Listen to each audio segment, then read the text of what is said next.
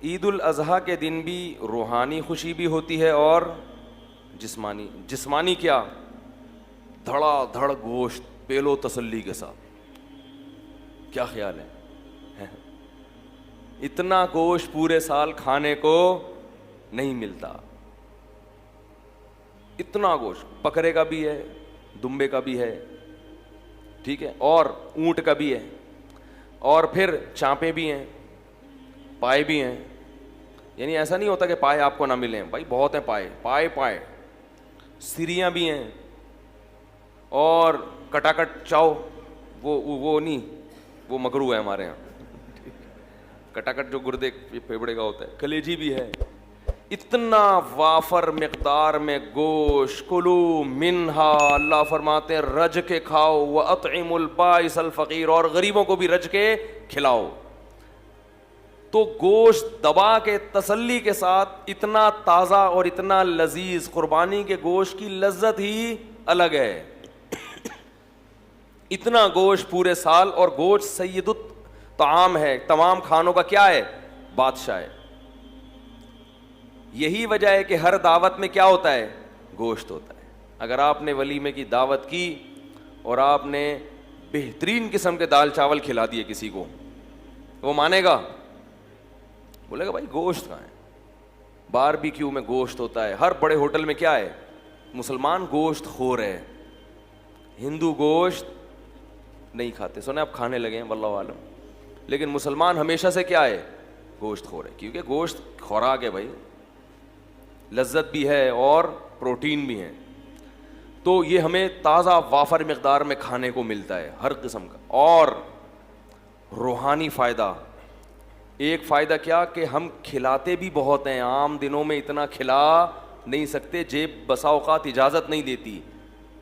اتنا کھلاتے ہیں, 1/3 صدقہ کر دیا, رشتہ داروں کو بانٹ دیا, دعوتیں کر لیں. تو اللہ کو کھلانے والا بھی کیا ہے؟ پسند ہے. اور یہاں جو ایک مادی فائدہ یہ بھی رہ گیا کہ عام دنوں میں جب آپ کھائیں گے تو کھانے پہ ثواب نہیں ملتا, ثواب روزے پہ ملتا ہے. لیکن بقرعید کا گوشت کھانا کیا ہے؟ ثواب ہے. اسی وجہ سے بقرعید میں روزہ رکھنا حرام ہے, کیونکہ اللہ تمہاری دعوت کر رہا ہے اور تم اللہ کی دعوت کو ٹھکرا رہے ہو. تو اس سے زیادہ نفیس کھانا, عزت والا کھانا ہو سکتا ہے کہ اللہ اس جانور کو کس کی طرف منسوب کر رہے ہیں؟ میرا ہے یہ, اور میں تمہیں کھلا رہا ہوں. کھلاتا تو پورے سال اللہ ہے, لیکن اس کی نسبت اللہ نے کس کی طرف کی؟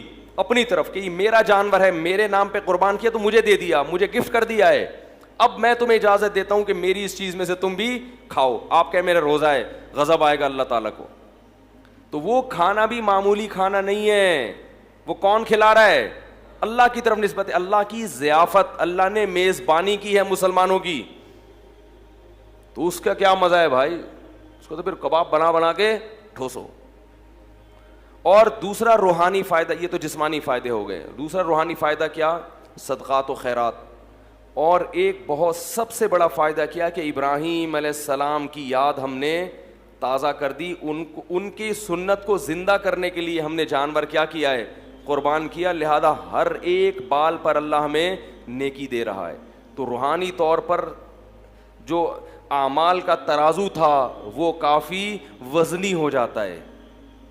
نبی نے فرمایا کہ اللہ کو بقرعید کے دن جانور کا خون بہانے سے زیادہ کوئی عمل محبوب نہیں ہے. اور یہ دیوانگی ہے کہ مال کو ضائع کر دو اللہ کے لیے. تو روحانی سکون میں ملتا ہے کہ اللہ کے لیے ہم نے کیا کیا؟ اپنے مال کو قربان کیا. اور جسمانی بھی کہ دوپہر کیا ملے گا کھانے کو؟ کلیجی تو 10 بجے ہی آ جاتی ہے, اور پھر وہ چلتا رہتا ہے سیٹ اپ. تو یہ دو خوشیاں ہمیں منانی نہیں پڑتی خود بخود.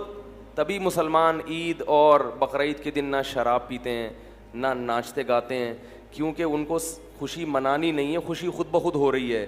غیر مسلموں کو خوشی ہوتی نہیں ہے, تو خوش رہنے کے لیے ان کو شراب کا سہارا, بولو بھائی, لینا پڑتا ہے. موسیقی کا سہارا لینا پڑتا ہے, ناچ گانے کرنے پڑتے ہیں.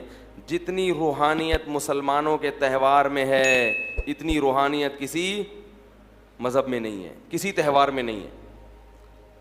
جو بھی تہوار خوشی کا آئے گا, لوگ ٹریک سے کیا کرتے ہیں؟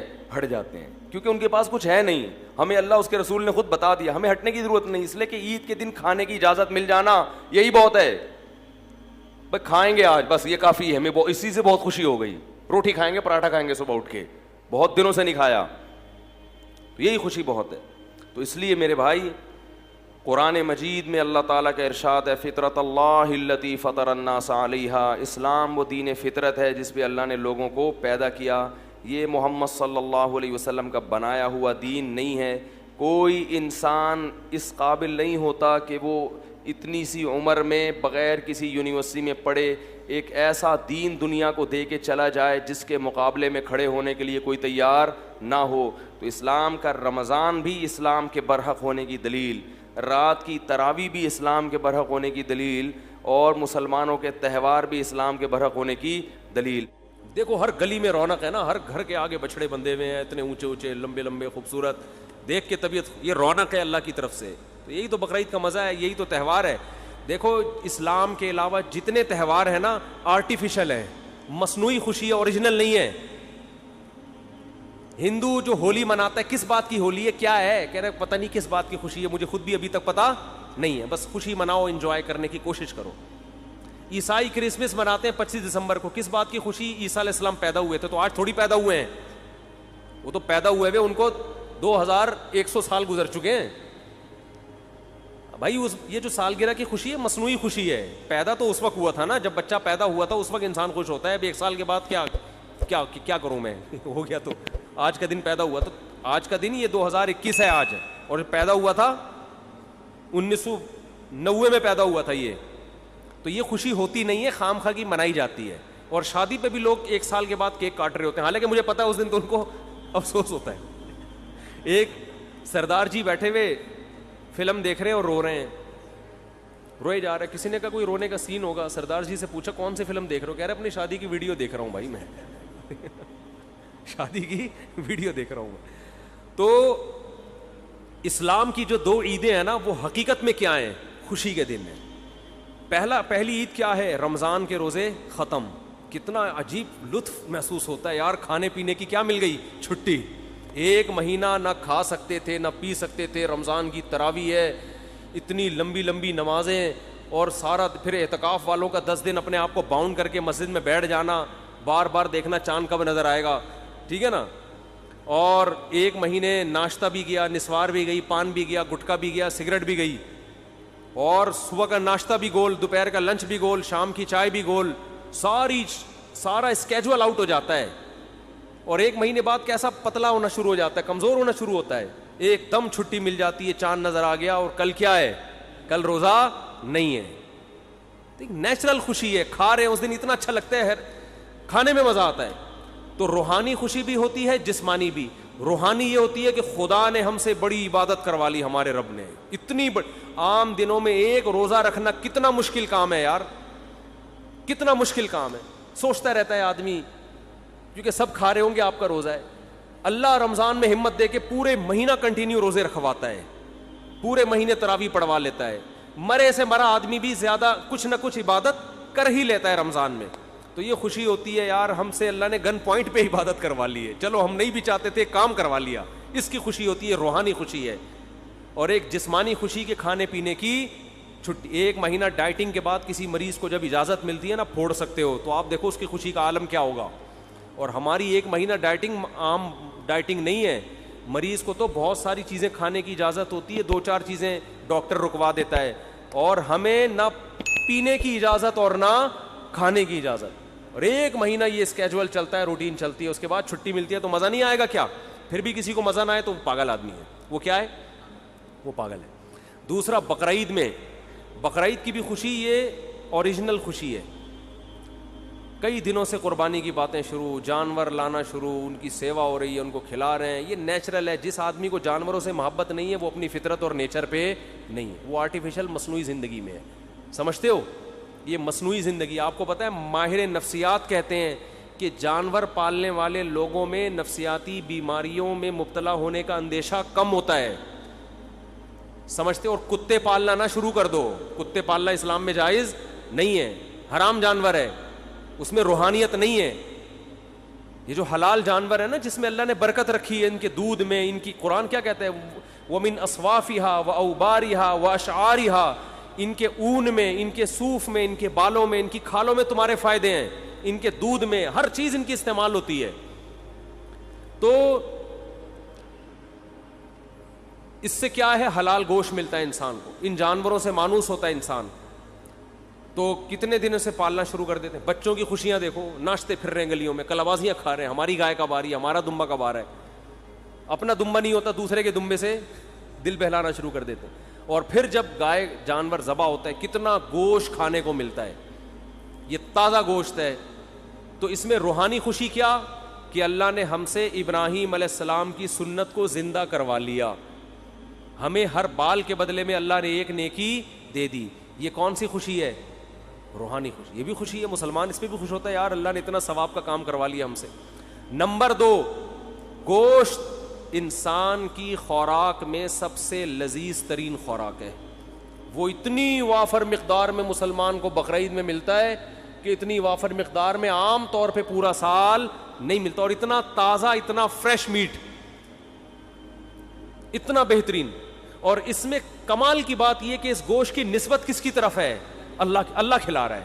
ہٹو بچوں, اللہ تو دال بھی کھلائے, دیکھو پورے سال بھی اللہ ہی کھلاتا ہے, نسبت اپنی طرف نہیں کرتا کہ یہ میری طرف سے الگ سے دعوت ہے, یہ میری طرف سے الگ سے کیا ہے, ضیافت ہے. اس لیے کہ یہ تو اللہ نے رزق تو سب کو دینا ہے. لیکن بقرعید میں اللہ نے روزے رکھنے کو حرام کر دیا. کیوں حرام کر دیا؟ کہ میری ضیافت سے اعراض لازم نہ آئے. آج میں نے دعوت کی اور تو کم بخت روزہ رکھ کے بیٹھا ہوا ہے, اس کا اپنا مزہ ہے. صحیح ہے نا. تو یہ گوشت ہمیں ڈائریکٹ, کیونکہ ہم جو جانور ذبح کرتے ہیں ہم نے تو قربان کر دیا نا, اب یہ ہمارا تھوڑی ہے, کس کا ہے یہ؟ قربانی کا مطلب آپ نے اللہ کو دے دیا. اب اللہ کہہ رہے ہیں میری طرف سے کیا ہے, پرمیشن ہے. تبھی جب اللہ پرمیشن نہیں دیتا تو ہم نہیں کھاتے. حج میں دم کے طور پر جو جانور ذبح ہوتا ہے اس کا گوشت آپ نہیں کھا سکتے, لیکن جو شکرانے کا جانور ہے اس کا گوشت کھا سکتے ہو. اللہ کہتا ہے شکرانے کا ہے تو کھاؤ, اب تمہیں میری طرف سے اجازت ہے. تو بڑی خوشی یہ ہوتی ہے گوشت بھی, اور گوشت کی نسبت کس کی طرف ہے؟ اللہ کی طرف. تو یہ مسلمانوں کے جو تہوار ہے نا, یہ سچی مچی کی خوشیاں ہیں. اور کمال کی بات, جو ہٹو بچوں قسم کی بات ہے, دنیا میں جتنے مذہب کے تہوار ہوتے ہیں سب میں بے حیائی کا عنصر کوٹ کوٹ کے بھرا ہوا ہوتا ہے. شرابیں چلتی ہیں, زنا ہوتے ہیں. مسلمانوں کے تہوار میں نہ شراب ہے اور نہ بولو زنا, بلکہ عبادت سے شروع ہوتے ہیں. عید صبح شروع ہوتی ہے کس سے؟ نماز سے. نماز سے شروع ہوتی ہے. پھر ایک سنت کو زندہ کیا جاتا ہے حضرت ابراہیم کی. تو سنت میں بے حیائی تو نہیں ہوگی نا, وہ تو دعائیں پڑھ کے ہوگی. قربانی کے ذبح کے وقت دعائیں پڑھی جاتی ہیں, الحمدللہ عیاشی نہیں کی جاتی. تو مذہب بھی ہے, لطف بھی ہے, روحانیت بھی ہے, اور کیا چاہیے بھائی آپ. تو اس لیے نبی صلی اللہ علیہ وسلم نے فرمایا اب ہمیں کوئی عید منانے کی ضرورت نہیں, اللہ نے ہمیں خود سے 2 عیدیں دے دی ہیں. تو اب ہم کوئی اور تہوار نہیں منا سکتے. اللہ نے ہمیں, ہر قوم کی ایک عید ہوتی ہے, ہماری کتنی ہے؟ 2, اور دونوں ہٹو بچوں ہیں.